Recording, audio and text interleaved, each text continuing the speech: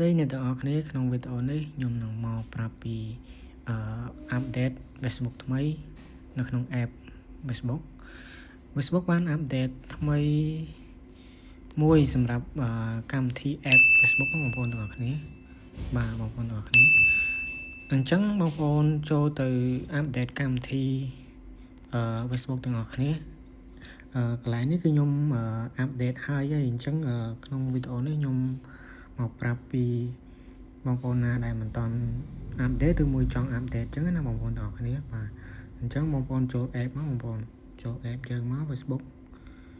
មកចូល app មកហើយយើងក៏ចុចទៅគេនេះបងប្អូនទាំងអស់គ្នាចុចទៅគេនេះមកដើម្បីចូលទៅអាប់ដេតទាំងអស់គ្នាបាទនេះបងប្អូនចូលទៅកន្លែងនេះមកចូលទៅកន្លែងនេះនឹងមានកម្មវិធីនេះបាទអានេះកម្មវិធីដើមរបស់យើងដែលយើងអត់ទាន់អាប់ដេតអាឡែងចប់សោនេះគឺសម្រាប់បងប្អូនណាដែលចង់អាប់ដេតដល់បងប្អូនចូលទិញអញ្ចឹងណាបងប្អូនតែចំពោះខ្ញុំគឺខ្ញុំគាត់អាប់ដេត